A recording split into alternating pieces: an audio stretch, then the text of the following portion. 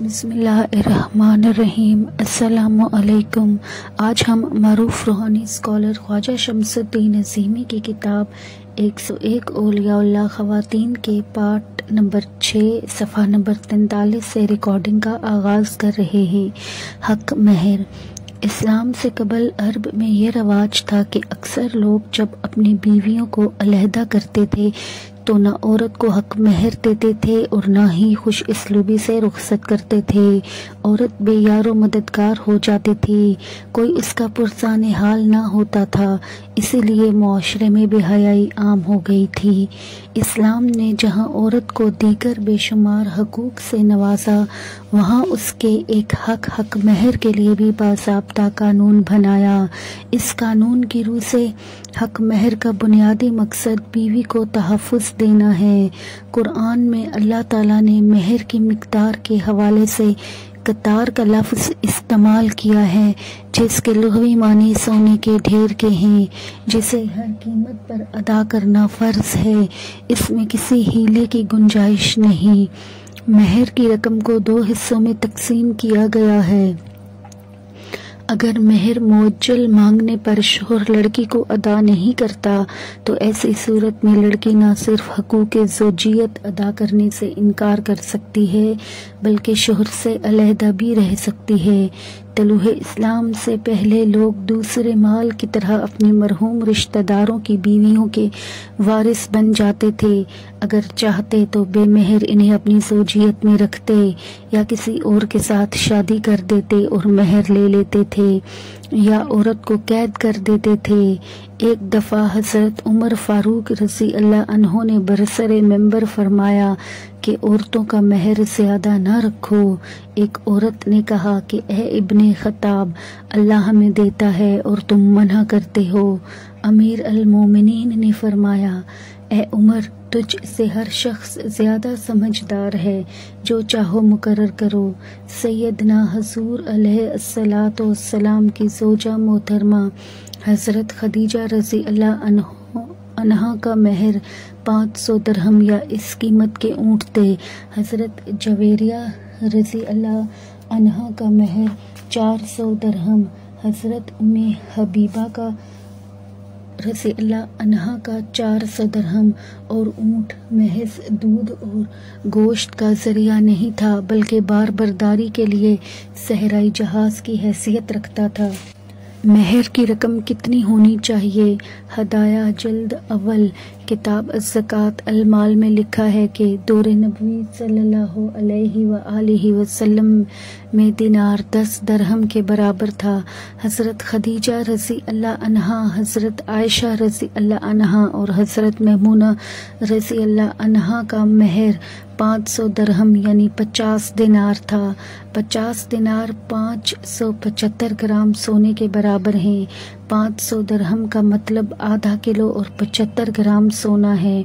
حضرت خدیجہ رضی اللہ عنہا کا مہر موجودہ دور کی مالیت کے مطابق آدھا کلو 75 گرام سونا تھا، جو پاکستانی زر مبادلہ میں 3,45,000 روپے ہے۔ حضرت عائشہ رضی اللہ عنہا کا مہر بھی آدھا کلو 75 گرام سونا تھا، جس کی مالیت 3,45,000 روپے بنتی ہے۔ حضرت میمونہ رضی اللہ عنہا کا مہر بھی 3,45,000 روپے تھا۔ اللہ کے محبوب نبی مکرم حضرت محمد رسول اللہ صلی اللہ علیہ وآلہ وسلم کی لخت جگر حضرت بی بی فاطمہ رضی اللہ عنہا کا مہر 600 درہم تھا، جس کا وزن آدھا کلو آدھا پاؤ 1 چھٹانک 15 گرام سونا بنتا ہے۔ اتنے وزن سونے کی مالیت پاکستانی کرنسی میں 4,21,500 روپے ہے۔ نمبر 1، دور نبوی صلی اللہ علیہ وآلہ وسلم کا نظام حکومت۔ ترجمہ ترتیب الاداریہ علامہ عبدالحی کتانی۔ نمبر 2، تذکار صحابیات۔ تالیف طالب الہاشمی 3۔ نمبر 3، اسلام کے معاشی نظریے، ڈاکٹر محمود یوسف الدین۔ نمبر 4، ابن خلدون۔ نمبر 5، المحسنات السلطانیہ۔ نمبر 6 النقود السلامیہ تقی الدین احمد المقرنبری مطبوعہ قسطنطنیہ۔ عورت کو زد و کوب کرنا۔ زمانہ جاہلیت میں اکثر مرد عورتوں کو زد و کوب کرتے تھے۔ ایک مرتبہ ایک انصاری نے اپنی بیوی کے منہ پر تھپڑ مارا۔ بیوی نے رسول اللہ صلی اللہ علیہ وآلہ وسلم کی خدمت میں حاضر ہو کر شوہر کی شکایت کی۔ رسول اللہ نے حکم دیا اس انصاری کو بھی ویسا ہی تھپڑ مارا جائے، اور جن عورتوں سے تمہیں فحاشی کا خطرہ ہے تو تم انہیں تنبیہ کرو اور انہیں ان کے بستروں میں اکیلا چھوڑ دو اور انہیں گھر سے باہر جانے سے روک دو۔ سورۃ النساء آیت 54۔ یہاں گھر سے باہر نکلنے پر پابندی لگانے کو سزا قرار دیا گیا ہے، کیونکہ عام حالات میں عورتوں اور مردوں کو گھروں سے نکلنے کی پوری آزادی ہے۔ اس بارے میں مردوں اور عورتوں کے لیے ایک ہی قسم کے احکامات ہیں کہ جب وہ اپنے گھروں سے کام کاج کے لیے جائیں تو اپنی نظروں کو نیچا رکھیں، یعنی قرآن کی آیت کے مطابق عورتوں کو گھروں میں بند کر کے رکھنا ایک سزا ہے، اور یہ سزا انہیں اس وقت دی جائے جب وہ کسی معاملے میں سرکشی کا رویہ اختیار کریں۔ مختصر یہ کہ شریعت اسلامی میں کسی مرد کو ہرگز یہ اجازت نہیں ہے کہ وہ اپنی بیوی کو مارے پیٹے، لیکن اگر مردوں یا عورتوں میں سے کوئی بھی فحاشی کا ارتکاب کرے تو اسلامی معاشرے میں دونوں کے لیے سزا ہے۔ ان کو زمانہ عدت میں اسی جگہ رکھو جہاں تم رہتے ہو، جیسی کچھ بھی جگہ انہیں میسر ہو، اور انہیں تنگ کرنے کے لیے ان کو نہ ستاؤ، اور اگر وہ حاملہ ہوں تو ان پر اس وقت تک خرچ کرتے رہو جب تک ان کا وضع حمل ہو جائے۔ پھر وہ اگر تمہارے بچے کو دودھ پلائے تو ان کی اجرت انہیں دو، اور بھلے طریقے سے اجرت کا معاملہ باہمی گفت و شنید سے طے کر لو۔ سورۃ طلاق آیت 6 بچوں کے حقوق۔ والدین کے اختلاف اور علیحدگی کی صورت میں مرد زبردستی بچوں کو اپنے قبضے میں کر لیتا ہے، لیکن سیدنا حضور علیہ السلام کے فرمودات کے مطابق بچے کی حقدار ماں ہے۔ یا رسول اللہ صلی اللہ علیہ وآلہ وسلم، میرا بچہ ایک مدت تک میرے پیٹ میں رہا اور مدت تک میرا دودھ پیتا رہا اور ایک عرصہ تک میری گود میں پلتا رہا۔ اب اس کے باپ نے مجھے طلاق دے دی اور میرے بچے کو چھین لینے کا ارادہ رکھتا ہے۔ آپ صلی اللہ علیہ وآلہ وسلم نے فرمایا، جب تک تم دوسرا نکاح نہ کر لو تم اس کو اپنے پاس رکھو، تم بچے کی حقدار ہو۔ حضرت ابو ہریرہ رضی اللہ عنہ فرماتے ہیں کہ ایک عورت حضور صلی اللہ علیہ وآلہ وسلم کی خدمت میں حاضر ہوئی اور عرض کیا، میرے خاوند نے مجھے طلاق دے دی، اب وہ چاہتا ہے کہ میرے لڑکے کو اپنے پاس رکھے، اور اس وقت یہی لڑکا مجھ کو کما کر کھلاتا ہے اور میرے کھانے پینے کی خبرگیری کرتا ہے۔ آپ نے اس لڑکے سے مخاطب ہو کر فرمایا، یہ تمہارا باپ ہے اور یہ تمہاری ماں ہے، اب تمہیں اختیار ہے، چاہے اپنی ماں کے پاس رہو یا باپ کے پاس۔ لڑکا بالغ تھا، اس نے اپنی ماں کا ہاتھ پکڑ لیا۔ سنن ابی داؤد سنائی دارمی۔ ماں کے قدموں میں جنت۔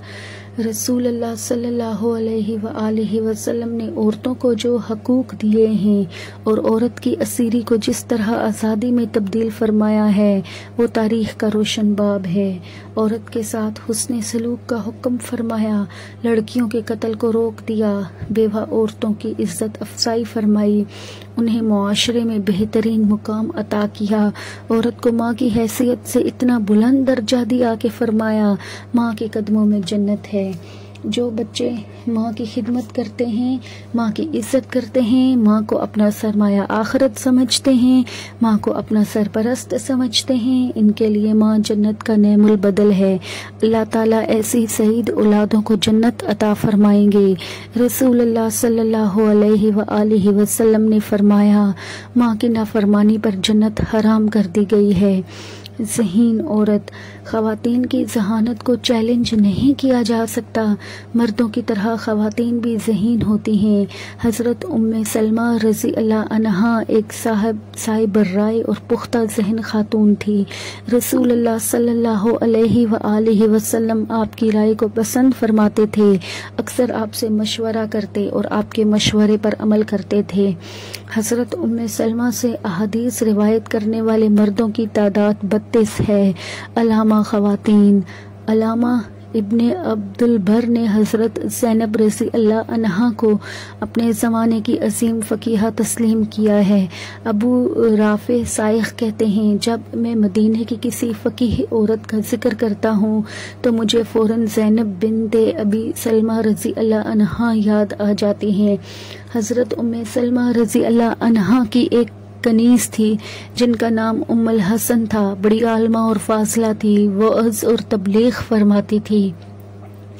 امام طودی نے ام المومنین حضرت صفیہ رضی اللہ عنہا کے بارے میں لکھا ہے کہ وہ صاحب عقل و دانش خاتون تھی، بڑے بڑے مسائل نہایت خوش اسلوبی سے سلجھا دیتی تھی۔ امام بخاری کہتے ہیں کہ ام الوردہ بڑی عالمہ اور دانشور تھی، وہ صحیح بخاری میں ان سے استدلال کرتے ہیں۔ فاطمہ بنت قیس رضی اللہ عنہا فہم و فراست کا خزانہ تھی، علم فقہ میں بلند درجہ پر فائز تھی۔ ایک بار کسی مسئلے پر حضرت عمر رضی اللہ عنہ اور حضرت عائشہ رضی اللہ عنہا سے بحث ہوئی۔ بہت عرصہ بعد جب علماء کرام کے سامنے یہ مسئلہ پیش ہوا تو انہوں نے بلا اتفاق حضرت فاطمہ بنت قیس رضی اللہ عنہا کی رائے کو ترجیح دی۔ حافظ ابن حجر حضرت انس کی والدہ ام سلیم کو علم و عقل میں یکتائی زمانہ کہتے تھے۔ حضرت ام عطیہ رضی اللہ عنہا کا حضور صلی اللہ علیہ وآلہ وسلم کے ساتھ جہاد میں شریک ہونے والی فضیلت معاب صحابیات میں شمار ہوتا ہے۔ ایک مرتبہ امام اشہب نے ایک کنیز سے سبزی خریدی۔ اس زمانے میں سکے کے تبادلے کا رواج کم تھا، اشیاء کا اشیاء سے تبادلہ کیا جاتا تھا، چنانچہ سبزی کے بدلے روٹی بھی لی جاتی تھی۔ امام اشہب کے پاس اس وقت روٹی نہیں تھی۔ انہوں نے کہا کہ جب شام کو نان بھائی روٹی لائے تو لے لینا۔ کنیز نے جواب دیا، حضرت یہ تو ناجائز ہے، کیونکہ شریعت کھانے پینے کی اشیاء میں دست بدست تبادلہ کا حکم دیتی ہے۔ امام اشہب لاجواب ہو گئے۔ بے خوف خواتین، کہا جاتا ہے کہ مردوں کے مقابلے میں عورتیں زیادہ خوف زدہ رہتی ہیں، ان میں بہادری کم ہوتی ہے۔ سودا بنت عمارہ رضی اللہ عنہا نے ابو سفیان سے بھرے دربار میں بے خوفی کے ساتھ بحث کی اور ایسے مسائل زیر بحث لائیں کہ شام کا حاکم جواب نہ دے سکا۔ انصاف نہ کرنے پر انہوں نے مقابلے کی دھمکی بھی دی۔ آخر کار ابو سفیان نے مجبور ہو کر سودا بنت عمارہ رضی اللہ عنہا کا مطالبہ پورا کیا۔ العقد العزیز جلد اول۔ ایک عورت اکرسہ بنت امرش نے شام کے حاکم معاویہ کے سامنے گورنروں کی شکایت کی اور بے باکانہ کہا، اگر یہ سب تیرے ایما اور مشورے سے ہو رہا ہے تو تجھے چاہیے کہ توبہ کر، اور اگر تیرے گورنر خود ایسا کر رہے ہیں تو تجھے چاہیے کہ ان خائنوں کو چھوڑ کر امانت داروں سے تعاون حاصل کر۔ تعلیم نسواں۔ تعلیم کے حصول میں عورت مرد سے کم نہیں ہے۔ جب بھی عورت کو علم حاصل کرنے کا موقع ملا اس نے علم حاصل کیا اور مردوں پر فضیلت بھی حاصل کی۔ سیدنا حضور علیہ الصلاۃ والسلام نے مدینہ ہجرت کرنے کے بعد تعلیم پر خاص توجہ دی تھی۔ اسلام کے ابتدائی زمانہ کی عورتوں میں تحریر کا رواج بھی ہو گیا تھا۔ عورتیں نہ صرف فقہی مسائل حل کرتی تھی بلکہ فتوے بھی دیتی تھی۔ بہت زیادہ فتوے دینے والے 7 اشخاص میں ایک عورت حضرت عائشہ رضی اللہ عنہا بھی شامل ہیں۔ اس کے علاوہ تاریخ میں کم و بیش 20 مفتی خواتین کے نام ملتے ہیں۔ حضرت عائشہ رضی اللہ عنہا کی احادیث سے استفادہ کرنے والے مردوں کی تعداد 88 ہے۔ امام عورت حضرت ام ورقہ انصاری رضی اللہ عنہا نے ہجرت نبوی کے بعد سیدنا حضور علیہ الصلاۃ والسلام سے تعلیم قرآن اور احکامات دین کا علم سیکھا۔ بعد ازاں حضور علیہ الصلاۃ والسلام نے ام ورقہ رضی اللہ عنہا کو دین کی اشاعت اور درس قرآن کی اجازت مرحمت فرمائی۔ سیدنا حضور علیہ الصلوۃ والسلام نے ام ورقہ کو امامت کی اجازت بھی عطا فرمائی۔ آپ نے اپنے گھر کے ایک حصے کو مسجد بنا لیا تھا۔ 5 وقت نماز با جماعت کا اہتمام تھا۔ اذان کے لیے حضور علیہ الصلوۃ والسلام نے ایک مؤذن بھی مقرر فرمایا تھا۔ حضرت عمر رضی اللہ عنہ کے زمانے تک یہ امام رہی اور باقاعدہ جماعت کراتی رہی۔ اسلام نے انسانی حقوق کے تعین کا آغاز عورت کی ذات اور اس کے فرائض کو سامنے رکھ کر کیا۔ رسول اللہ صلی اللہ علیہ وآلہ وسلم بیٹے، شوہر، بھائی، باپ، دوست، تاجر، جرنیل سب کچھ تھے۔ مخلوق کے ساتھ ہر رشتے میں تعلق تھا۔ بہترین انسان تھے اور رحمت للعالمین تھے۔ UNO والے اپنا منشور بیان کرتے ہیں کہ سارے انسان برابر ہیں، سب کے حقوق یکساں ہیں۔ رسول اللہ صلی اللہ علیہ وآلہ وسلم نے 1500 سال پہلے یہ اعلان کر دیا کہ انسان طبقاتی اور نسلی تفریق سے بالا ہے۔ گورے کو کالے پر اور عربی کو اجمی پر کوئی فوقیت حاصل نہیں ہے۔ توازن انسانی برادری کے لیے عموماً اور بالخصوص عورت کے حق میں رسول اللہ نے مرد اور عورت کے حقوق میں ایسا توازن پیدا کر دیا ہے کہ کسی ایک کا حق کسی دوسرے پر غالب نہیں آتا۔ رسول اللہ نے عورت کی عزت کو بحال کیا، اس کے وقار کو اجاگر کیا۔ آپ نے مردوں کو ان امور سے منع فرمایا جو عورتوں کے حق میں ظلم و زیادتی کے مترادف تھے۔ آپ صلی اللہ علیہ وآلہ وسلم علی الاعلان مردوں کے مقابلے میں عورتوں کو ان مراعات سے نوازتے تھے جن کی وہ مستحق ہیں۔ آپ صلی اللہ علیہ وآلہ وسلم عملی طور پر عورتوں کی عزت فرماتے تھے۔ سب سے پہلے آپ صلی اللہ علیہ وآلہ وسلم نے ماں کے رشتے سے عورت کو متعارف کرایا۔ آپ نے فرمایا، تمہاری جنت تمہاری ماں کے قدموں کے نیچے ہے۔ ماں کی نافرمانی پر جنت حرام کر دی گئی ہے۔ وہ شخص بڑا بدقسمت ہے جس کی ماں زندہ ہو اور وہ اس کی خدمت نہ کر کے جنت سے محروم ہو جائے۔ مادری نظام ہمارے قارئین کے ذہن میں یقیناً یہ سوال ابھرا ہوگا کہ مادری نظام کی اصطلاح کیوں استعمال کی گئی ہے۔ اس کے بارے میں عرض کیا ہے کہ مادری نظام میں عورت گھرانے، کنبہ اور قبیلہ کی سربراہ ہوتی تھی، اس لیے کہ وہ افراد خانہ کو جنم دیتی تھی، انہیں خوراک مہیا کرتی تھی، 9 ماہ تک بچے کو پیٹ میں رکھتی تھی، درد ذا کی اذیت ناک تکلیف برداشت کرتی تھی، اپنے جسم سے خون انڈھیل کر انہیں صحت مند رکھتی تھی، خود گیلے میں سوتی تھی اور اپنے بچے کو سوکھے بستر پر سلاتی تھی، نہلاتی دھلاتی تھی اور ان کے بالغ ہونے تک ان کی تربیت کرتی تھی۔ پدری نظام میں اگرچہ سربراہی مرد کے حصے میں آ گئی، لیکن جن امور کی انجام دہی کی بنیاد پر فطرت نے سربراہی عورت کو بخشی تھی، ان میں سے ایک بھی ذمہ داری احسن طریقہ پر مرد پوری نہیں کر سکا۔ یہ صورتحال اس وقت بھی تھی جب ماں کا دور تھا، اور یہ صورتحال آج بھی قائم ہے جب مردوں کا دور ہے۔ مادری نظام میں افراد خانہ کی خوراک اور ضروریات کی ذمہ دار عورت تھی۔ وہ خود بھوکی رہ کر ان کا پیٹ بھرتی تھی اور انہیں موسموں کی شدت سے محفوظ رکھتی تھی۔ اسلام سے پہلے عورت کی حیثیت یہودی معاشرے میں عورت کو گناہ کا مجسمہ قرار دیا جاتا تھا۔ عیسائیوں نے عورت کو آدم کے گناہ کا سبب قرار دیا۔ ان کے خیال میں اس کے بعد نسل انسانی میں گناہگار پیدا ہوتے رہے۔ عیسائی راہبوں نے عورت کو دغا، فریب، مصائب اور آلام کا سبب قرار دیا۔ عورت کو شیطانیت کا دروازہ اور برائیوں کی جڑ کہا۔ رومی اپنی بیوی کو قتل کر سکتے تھے، عرب عورت کو ذلت کا سبب گردانتے تھے۔ وہ افرادی قوت میں اضافے کے لیے اولاد نرینہ چاہتے تھے۔ اگر لڑکی پیدا ہوتی تو زندہ دفن کر دیتے تھے اور بچے کی ماں احتجاج بھی نہیں کر سکتی تھی۔ زندہ رہنے والی لڑکیوں سے بالغ ہونے تک خدمت لیتے تھے اور جوان ہونے کے بعد ان کو فروخت کر دیتے تھے۔ جس گھر میں لڑکی پیدا ہوتی اسے منحوس سمجھا جاتا تھا۔ 8 لڑکیاں۔ رسول اللہ صلی اللہ علیہ وآلہ وسلم کو ایک شخص نے بتایا، میری بچی جو مجھ سے محبت کرتی تھی میں نے اسے کنویں میں پھینک دیا تھا، حالانکہ وہ ابا ابا پکار رہی تھی۔ قیس بن عاصم نے زمانہ جاہلیت میں 8 لڑکیوں کو زندہ دفن کیا۔ عربوں میں دستور تھا کہ جب تک خاوند زندہ رہتا بیوی اس کے احکام بجا لاتی، اس کے مرنے کے بعد اس کے وارث اسے اپنی وراثت میں لے لیتے تھے اور کسی دوسرے سے اس کی شادی کر دیتے تھے۔ شادی کر کے مہر کی رقم خود حاصل کر لیتے تھے۔ اگر بیوہ عورت مالدار ہوتی تو اس کی شادی نہیں ہونے دیتے تھے تاکہ دولت ان کے قبضہ میں رہے۔ یتیم مسکین لڑکی کو بالغ ہونے تک اپنے پاس رکھتے اور پھر خود نکاح کر لیتے تھے۔ اس میں مرد کی عمر کی کوئی قید نہیں تھی۔ رسول اللہ صلی اللہ علیہ وآلہ وسلم کی بعثت سے پہلے عورت مرد کے ظلم و ستم کی چکی میں ہر روز پستی تھی، روز جیتی تھی، روز مرتی تھی۔ عورت کے نان نفقہ کی کوئی ذمہ داری مرد پر نہیں تھی۔ مرد حق کے وراثت سے عورت کو محروم کر سکتا تھا جبکہ خود بیوی کی ملکیت کا حقدار تھا۔ عورت خود اپنی کمائی اپنے اوپر آزادانہ خرچ کرنے کا حق نہیں رکھتی تھی۔ عورت کو یہ حق حاصل نہیں تھا کہ وہ شوہر کا گھر چھوڑ کر چلی جائے، خواہ وہ کتنا ہی اس پر ظلم کرتا ہو۔ قدیم یورپی قانون نے عورت کو مرد کی ملکیت قرار دیا ہے۔ انسانی حقوق، ماضی کے واقعات اور تاریخی حقائق پیش کرنے کا مقصد یہ ہے کہ خواتین اس طرف متوجہ ہوں کہ قدرت نے انہیں برابر کے انسانی حقوق عطا کیے ہیں۔